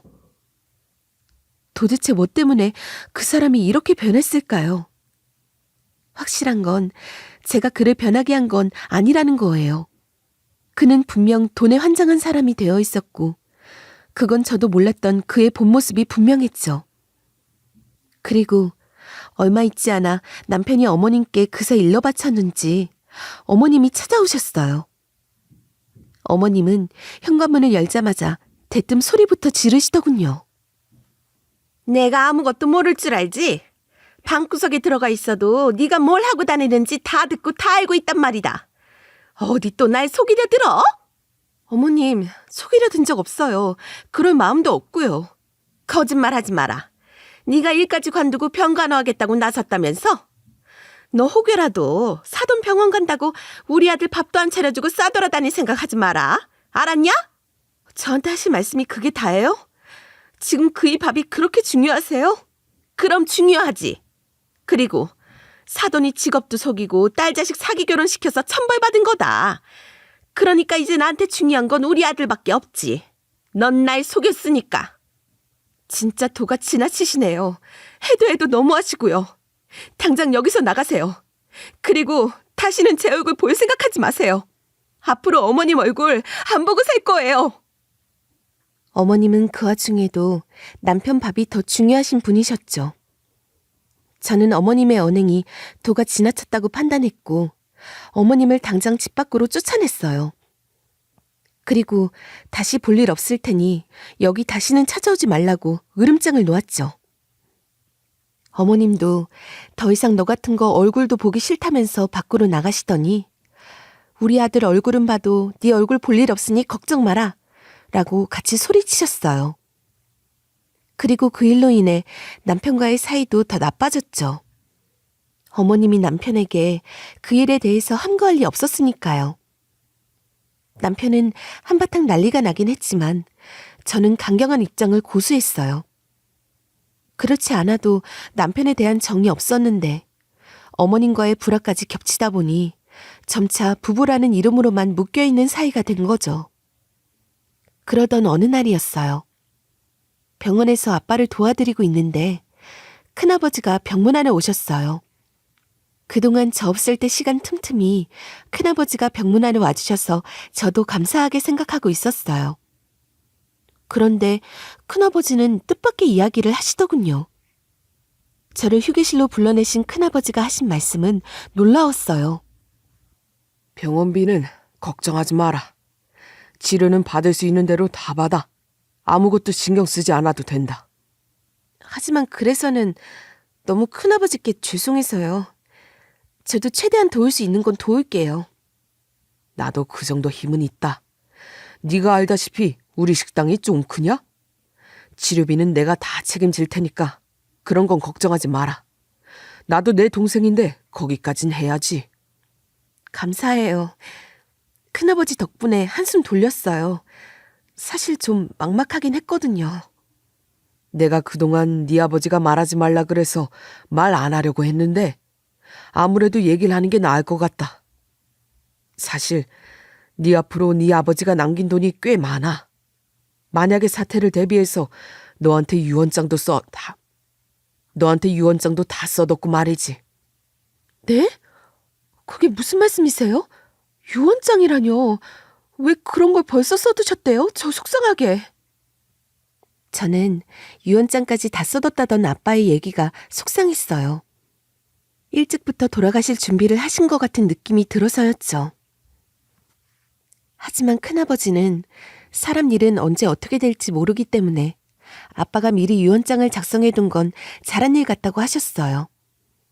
그러면서 큰아버지가 꺼낸 유언장에 대한 이야기는 놀라웠죠. 그동안 제가 전혀 모르고 있었던 얘기들이었으니까요. 지금 큰아버지와 같이 운영하는 가게는 원래는 아빠가 혼자서 운영하던 식당이 맞았다고 했어요. 저한테는 큰아버지와 함께 운영하는 거라 얘기해 주셨지만 그게 아니라 큰아버지가 잠시 도움만 주셨던 거라고 하시더군요. 엄마가 아픈 걸 모를 정도로 바쁘게 일하신 아빠가 엄마가 돌아가신 후 그동안 바쁘단 핑계로 엄마를 잘 돌보지 못한 것에 상심하여 가게를 큰아버지한테 넘기고 싶어 하셨대요. 그리고 그 이후로는 저 하나 키우는데 전념하셨던 거고요. 하지만 세월이 흘러 큰아버지가 이제 본인의 자리로 돌아오라고 설득하여 지금의 가게를 같이 운영하고 계셨던 거더라고요. 큰아버지가 말씀해 주신 아빠의 유언장 내용에는 가게 지분의 절반을 제게 넘긴다는 내용이 있었어요. 금액은 20억이 넘었고요. 말씀해 주셔서 감사해요. 큰아버지 말씀처럼 제가 알고 있는 쪽이 더 나은 것 같아요. 아무것도 모르고 있었다면 큰일 날 뻔했거든요. 그런데 한 가지 부탁이 있어요. 부탁이 뭔데? 내가 네 부탁이라면 당연히 들어주마. 혹시나 제 남편이나 저희 시댁 쪽에 이 얘기는 말씀하지 말아주셨으면 해요. 특히나 제가 상속받는 돈에 대해서는 절대로요. 네가 말하지 말라면 내가 굳이 얘기할 필요가 뭐 있겠냐마는. 혹시 무슨 문제라도 있는 거냐? 네 아버지가 말하길 네가 결혼하고 부쩍 마르고 힘들어한다고 하던데 궁금해서 그런다. 지금은 말씀드릴 수 없지만 나중에 시간 되면 말씀드릴게요. 마지막으로 제가 꼭 확인해 볼 게 있어서 그래요. 저는 큰아버지께 입단속을 부탁드렸어요. 큰아버지처럼 믿을 만한 분이 쉽게 얘기하실 것 같진 않더군요. 그렇게 저는 회사를 다니면서 틈틈이 아빠를 보살피는 생활을 계속했어요. 하지만 제 정성에도 불구하고 아빠의 몸 상태는 급속도로 안 좋아지기 시작했죠. 병원비와 관련해서는 큰아버지가 모두 감당해 주셨기 때문에 시댁에 손을 벌리거나 남편에게 도움을 부탁할 일도 전혀 없었는데도 불구하고 어머님은 계속해서 돈 얘기를 하셨죠. 그래서 제가 그 점을 분명히 말씀드렸어요. 아빠 치료비는 큰아버지가 다 내주시기로 하셨으니 걱정하지 마세요. 그 말을 듣자 어머님은 툴툴거리며 더는 별말하지 않으셨지만 남편의 행동이 점점 기가 막히더군요. 아빠의 몸 상태가 나빠지기 시작한 그 시점부터 남편 또한 집에 잘 들어오지 않고 밖으로 나돌기 시작했어요.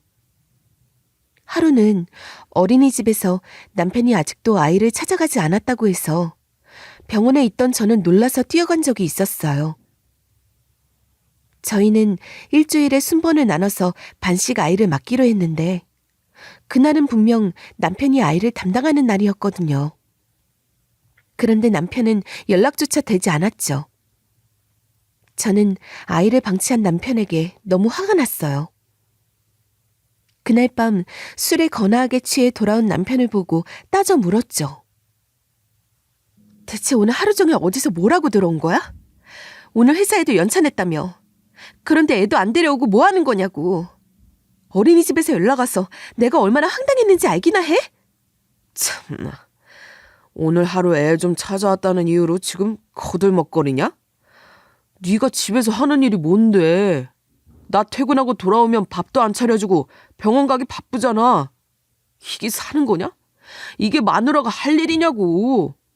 너 지금 말 다 했어? 내가 밥하는 사람이야? 나도 직장 다니고 아빠 병원도 다니고 육아도 하는데 나한테 그 이상을 요구하는 건 너무하지 않냐? 그러니까 그만하라고. 솔직히 장인어른 가망 없잖아. 가망 없는 일에 괜히 힘 빼지 말란 소리야. 뭐? 아무 말이나 할 수 있는 게 아니야. 당장 그 말 취소해. 남편의 가망 없다는 말에 눈이 확 돌아가더군요. 어떻게 인간의 입에서 그런 말이 나올 수가 있을까요? 그것도 자기 부인의 아빠에게 말이에요. 상식적으로는 전혀 이해가 되지 않았어요. 그날 남편은 정말 악마처럼 보였어요. 사람이 이렇게 끔찍하게 싫어질 수 있을까 싶더라고요. 제가 사랑했던 남자가 맞는지 의심스러울 정도로 말이죠. 결국 그날 우리는 크게 싸웠어요. 그전에는 싸우고 말 안 하고 각방을 쓰는 수준이었지만 그날은 달랐어요. 끝이 보이지 않는 싸움이었고 그 이후로는 냉전 상태에 돌입했죠. 그렇게 한 달이 흘렀어요. 아빠의 병세는 다행히 더 나빠지진 않았지만 그렇다고 해서 좋아지지도 않았죠. 그래도 병원비 문제가 해결되니 어머님과 부딪힐 일이 줄어 오히려 편했어요. 얼굴을 보지 않으니 스트레스가 덜하더군요. 그러던 어느 날 아빠 병원에 다녀오는 길에 어머님이 현관 앞에 서 계셨어요. 그냥 모른 척하고 도어락을 누르고 들어가려고 했는데 어머님이 뒤따라 들어오시는 거예요. 그래서 제가 다신 얼굴 볼 일 없을 거라 하지 않았냐, 여길 왜 오셨냐고 물으니 어머님이 피식 웃으시며 말씀하셨어요. 하도 궁금해서 어제 사돈 병실에 가봤다. 그런데 1인실을 쓰고 있더구나. 돈이 너무 아까운 거 아니냐? 병실 생활을 하루 이틀 할 것도 아닌데 말이야. 제가 분명히 말씀드렸잖아요. 병원비는 전부 큰아버지가 내주시기로 했다고요. 영수증이라도 보여드려야 믿으시겠어요?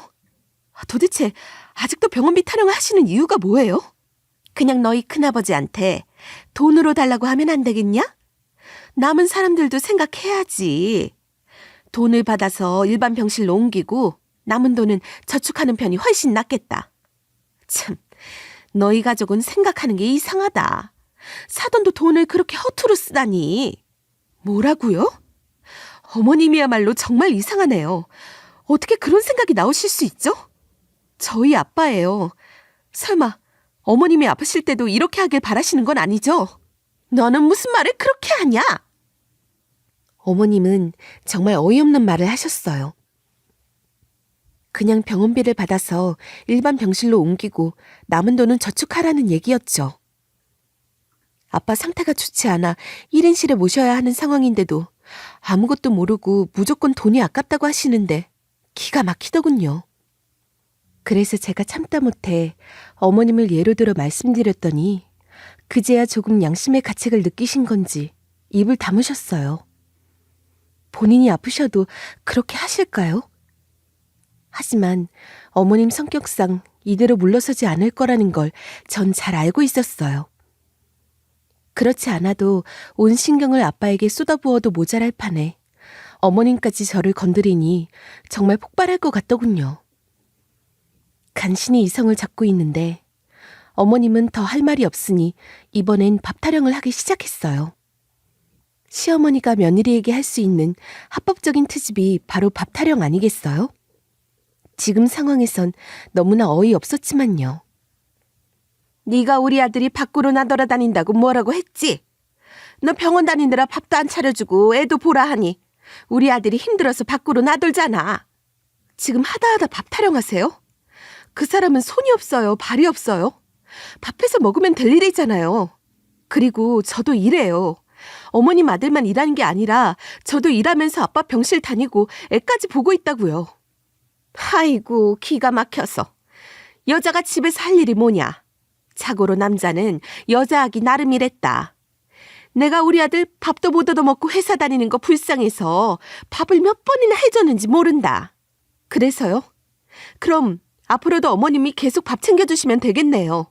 너는 반성은커녕 그게 무슨 말버릇이냐?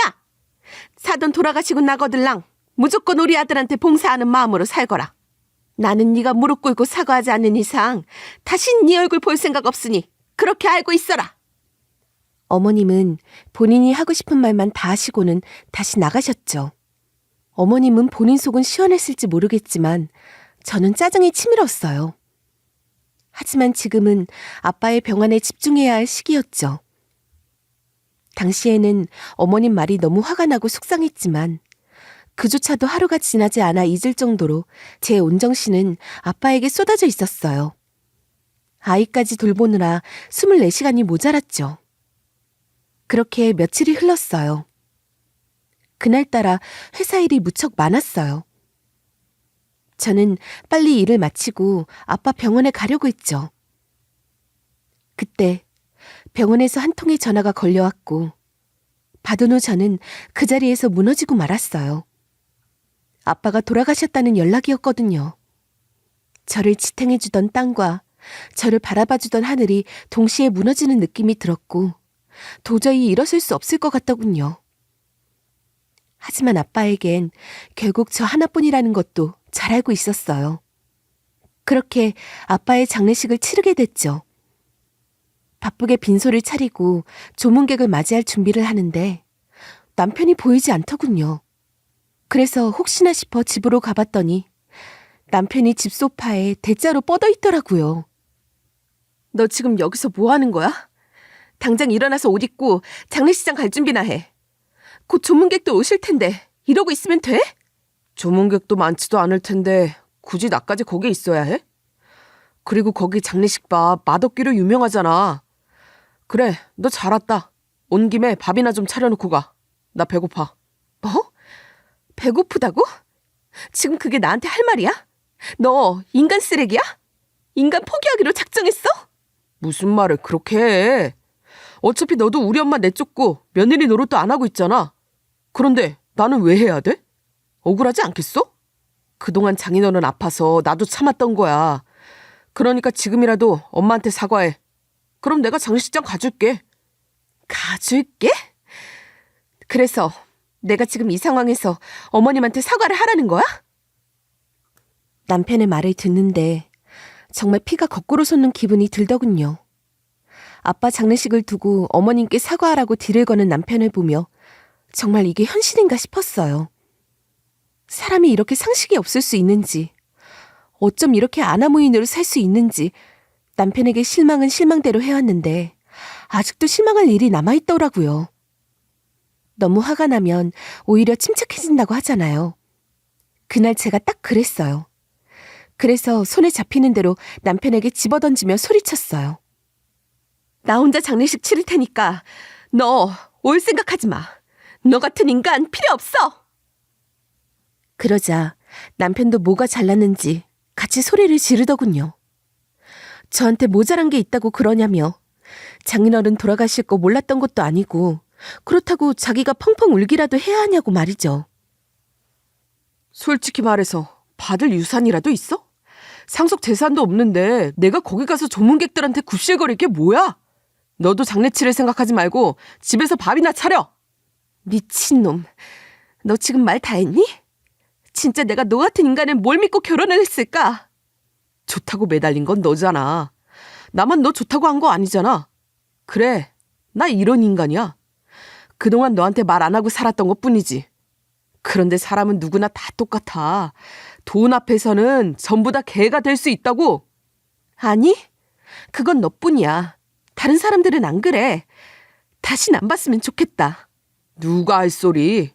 나도 너처럼 별 볼 일 없는 애 다시는 안 보고 싶어. 솔직히 네가 있는 집 자식인 줄 알았으니까 결혼한 거지. 아무것도 없는 줄 알았으면 너랑 결혼했겠냐?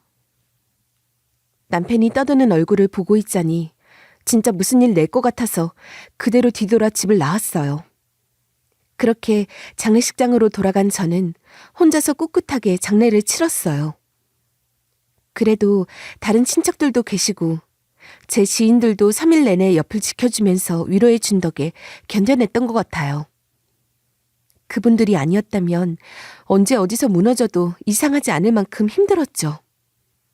정말 악으로 깡으로 모든 장례 절차를 마친 저는 그대로 집으로 돌아가지 않고 아빠가 사시던 집에 들러서 유품 정리도 했어요. 집으로 가서 해야 할 일이 있으니 여기서 정리를 하고 가야 할 것 같더라고요. 이것저것 짐을 정리하다 보니 시간이 좀 늦었더군요. 대충 짐을 챙겨 집으로 돌아왔는데 현관에 못 보던 신발이 한 켤레가 보이는 거예요. 나머지 두 켤레는 익숙한 신발이었고요. 거실에 들어서 보니 어머님과 남편이 나란히 앉아 있었고 맞은편에는 큰아버지가 앉아 계시더군요. 분명 몇 시간 전에 아빠의 장례를 같이 치르고 헤어진 상태였거든요. 저는 큰아버지를 보자마자 왜 여기에 오셨는지 짐작이 가더라고요. 그러니까 장인어른이 유언장을 남기셨다고요? 그래서 그걸 전하러 오신 거고요? 그렇다네.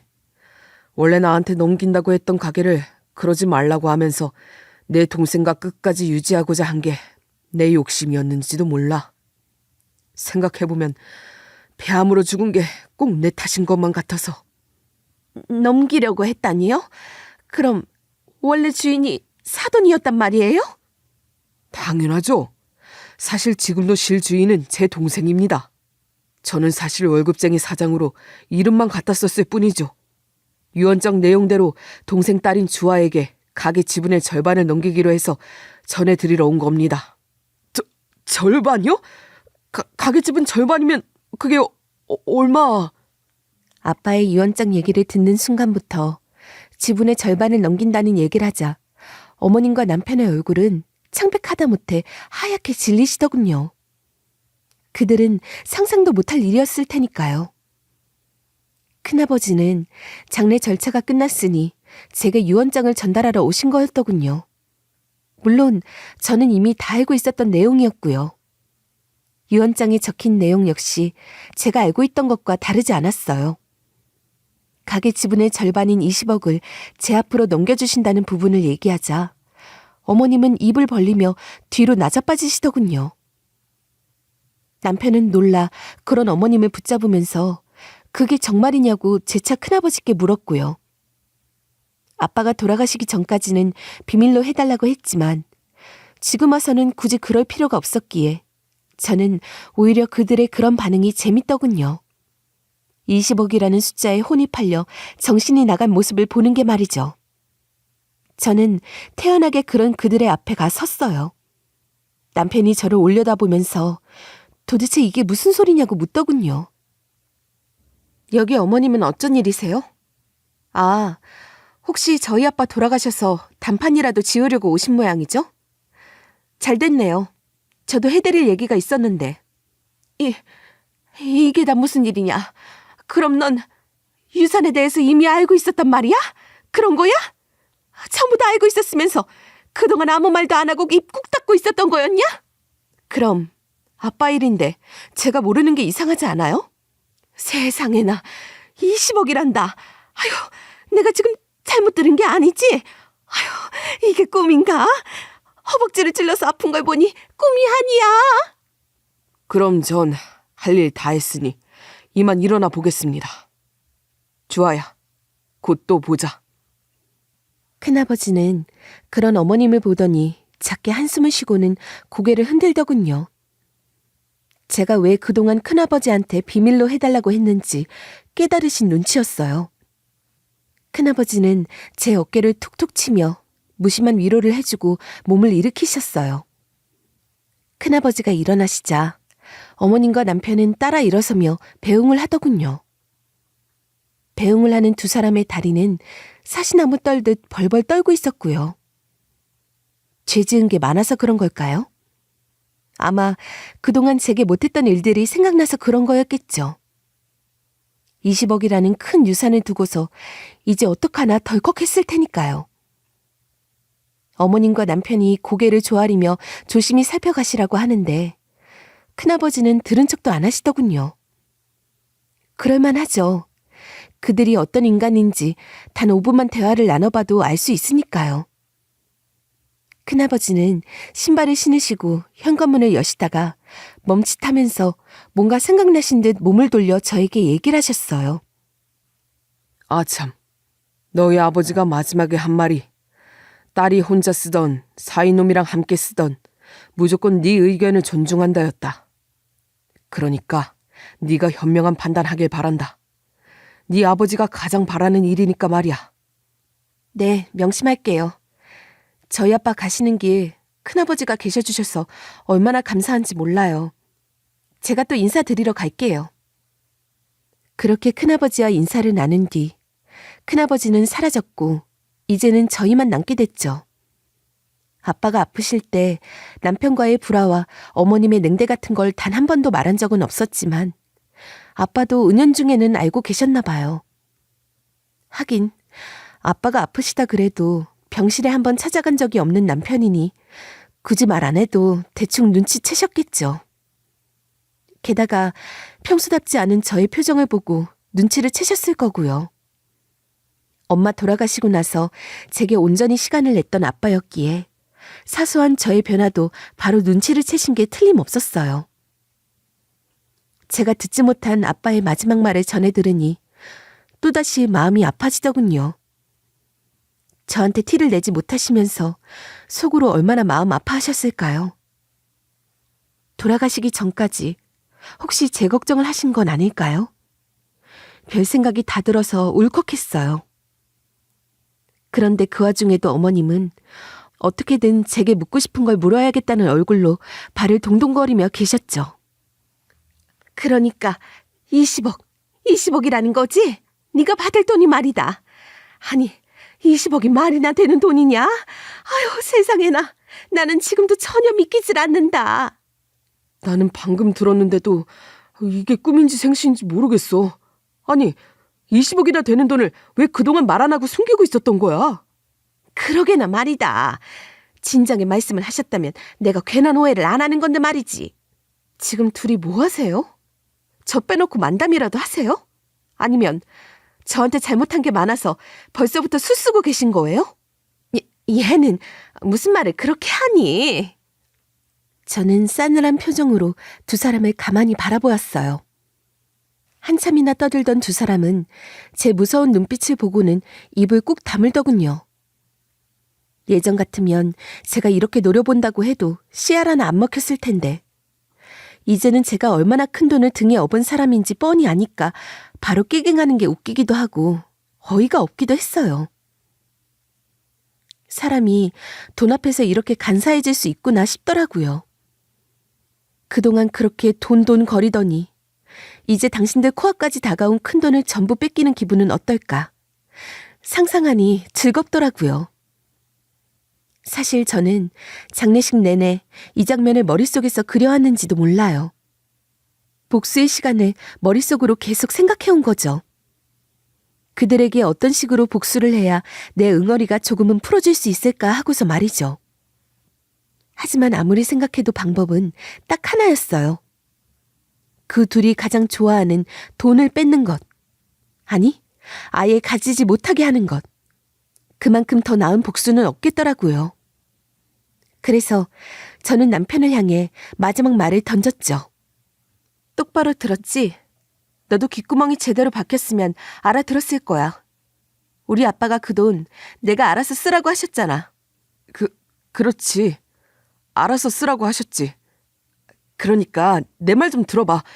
내가 진짜 기가 막힌 사업 아이템이 있거든? 그거 성공하면 20억이 뭐야? 금방 40억 만들 수 있다니까. 개소리 하지 마. 나 아빠 말대로 정말 알아서 쓰려고. 너랑 이혼하고 나서 말이지. 아, 그거 알지? 유산 상속된 금액은 이혼 시 재산 분할에 포함되지 않는다는 거 말이야. 뭐? 이혼? 아니, 갑자기 무슨 이혼이야? 너 설마 유산 때문에 이혼하자는 거야? 다 알고서 일부러 이러는 거지? 다 알고 그랬으면 어쩔 건데? 그동안 네가 보여준 인성 쓰레기 같은 짓 참아주느라 나도 애썼어. 그래도 아빠가 우선이라서 그동안은 참고 있었던 거야. 이제 더는 그럴 필요 없으니까 잘 먹고 잘 살아. 저는 할 말만 하고 집을 나가려 했지만 어머님이 제 옷자락을 잡고 늘어지시더군요. 예상은 했지만 어머님은 돈 앞에서 자존심도 이미 다 버린 사람 같았어요. 그렇게 제게 모진 말이랑 말들은 다 퍼부어 놓고서 이제 와서 저한테 눈물까지 흘리면서 붙잡으시는 게 진짜 웃기더라고요. 제가 무슨 할 말이 더 있냐고 했더니 본인이 잘못했다고 하더라고요. 그러니까 이혼만은 제발 하지 말아달라고 하시는데 그동안 힘들게만 살아왔지만 이제 저만 있으면 앞으로 승승장구할 거라고. 우리 이전처럼 그렇게 살면 안 되겠냐고 하는 거예요. 남편이 한다는 사업 얘기를 막 꺼내면서 두서없이 이 얘기 저 얘기 하더라고요. 어떻게든 제 발목 잡으려는 수작으로 보였어요. 그래서 제가 그랬죠. 너무 구차하지 않으세요? 이제 와서 이렇게 싹싹 비시는 거 말이에요. 그 전에 잘하시지 그랬어요. 사람이 20억 때문에 이렇게 변할 수 있어요? 너 엄마잖냐. 애미가 자식 두고 이혼하는 거 아니다. 저 자식 두고 이혼할 생각 없어요. 그러니까 이거 놓으세요. 내가 잘못했어. 장례식장 못 간 거? 진짜 변명의 여지가 없어. 근데 내가 그동안 몸이 안 좋아서 그랬어. 그래서 당신한테도 모질게 말했던 것 같아. 진짜 미안해. 어떻게 하면 날 용서해 줄 수 있을까? 아니, 그럴 순 없어. 그러니까 내 눈앞에서 나가. 남편도 무릎을 꿇고 싹싹 빌더군요. 진짜 180도 바뀐 두 사람의 태도에 이가 갈렸어요. 비겁하게 아이 핑계를 대며 이혼만은 말아달라고 하는데 제가 거기에 넘어갈 리가 없었죠. 그렇게 저는 남편과 양육권 다툼 끝에 아이를 데려오며 이혼을 완료했어요. 남편은 아이만은 포기 못하겠다면서 없던 부성애를 마구 끌어올려 어필했지만 소용없었죠. 명백한 귀책 사유는 남편에게 있었으니까요. 이혼을 하고 난 뒤 저는 아빠의 사업을 그대로 물려받았어요. 식당을 처분하기보다는 능력 있고 경험 많은 큰아버지와 함께 운영하는 쪽을 택했죠. 그래서 회사를 그만두고 지금은 식당을 운영하며 여유롭게 지내고 있어요. 아빠가 진심을 다해 일구어 놓은 식당이라 그런지 장사가 잘 돼서 웬만한 중소기업 매출은 벌고 있답니다. 이혼 후에 전 남편이 어떻게 사는지는 궁금하지도 않고 알고 싶지도 않지만 그래도 면접 교섭권이라는 게 있어서 아이가 가끔 아빠를 만나러 다녀오면 소식을 들려주더군요. 전 남편은 제가 한순간에 벼락부자가 된 게 배 아파서 본인도 인생 역전하려고 복권을 그렇게 산다고 하네요. 하지만 그게 어디 쉽나요? 앞으로도 계속 복권만 긁으면서 인생 역전하길 바라며 살라지요. 저는 이렇게 해서 전 남편과 시어머니에게 시원한 복수를 했어요. 이게 다 돌아가신 아빠 덕분이죠. 돌아가신 부모님 생각하면서 늘 성실하고 착하게 살려고 해요. 결혼 생활도 결국은 2년이 다해서 끝이 났지만 마음 한편엔 허전한 부분이 없지 않았어요. 하지만 저는 이혼 후로도 계속 스스로에게 다짐했답니다. 돌아가신 부모님께 부끄럽지 않은 사람이 되자고 말이죠. 사실 아이를 키우면서 또 식당을 운영하면서 매일이 분주해요. 하지만 저는 한 가지는 잊지 않아요. 바로 그동안 저를 위해 노력해 주신 부모님의 마음을요. 언제나 그 마음을 간직하고 그분들이 지켜주셨던 제 행복을 위해 더 열심히 살겠다고 결심을 했어요. 사람들이 저를 보면서 힘들었겠다, 어떻게 혼자서 이겨냈을까라고들 많이 물어요. 그럴 때마다 저는 한마디 하죠. 나도 인간인데 울기도 했고 넘어지기도 했다. 하지만 결국 다시 일어설 수 있었던 건 나 자신을 믿었기 때문이다라고요. 그 믿음, 그 다짐이 오늘의 저를 있게 만든 것 같아요. 부모님께서 해주신 교육과 사랑 덕분에 저는 어떤 상황에서도 제 자신을 포기하지 않으려고 해요. 이 일을 통해 정말 많이 느꼈어요. 인생에서 중요한 건 외면적인 것보다 내면적인 가치라는 걸요. 돈이나 물질이 주는 편안함도 좋지만 결국 그게 내 삶을 완전히 바꾸거나 행복하게 해주지는 않는다는 것을요. 어쩌면 저는 한동안 물질적인 것에 매달리고 그것만이 전부라고 생각했던 사람들을 용서하지 못했을지도 모르겠어요. 하지만 이제는 그들에게 연민이 느껴져요. 그들도 그저 행복해지고 싶었을 뿐인데 그 방식이 잘못됐던 것 뿐이니까요. 결국 저는 행복을 찾았어요. 제 행복은 누군가에게 기대는 것이 아니라 제 자신을 믿고 스스로 길을 찾는 것에서 비롯된다는 걸 깨달았거든요. 한 발 한 발 나아가며 부모님을 생각하고 아이를 위해 더 나은 삶을 꿈꾸며 그렇게 살아가고 있어요. 바람이 불어야 연이 더 높이 난다는 말이 있죠. 제가 겪었던 많은 시련과 어려움이 결국 저를 더 높이 날아오르게 해준 바람이었어요. 앞으로도 그 바람을 맞으며 멈추지 않고 나아갈 겁니다. 다들 힘들 때마다 자신을 믿고 절대 포기하지 않길 바랄게요. 그리고 언제나 자신의 가치를 스스로 알아주길 바라요. 누구보다도 자신을 사랑하고 소중히 여겨야 할 사람은 바로 자신이라는 걸요. 저는 그렇게 배웠고 또 앞으로도 그렇게 살아갈 거예요. 그럼 제 사연 들어주셔서 감사드리고 다들 행복하셨으면 좋겠네요.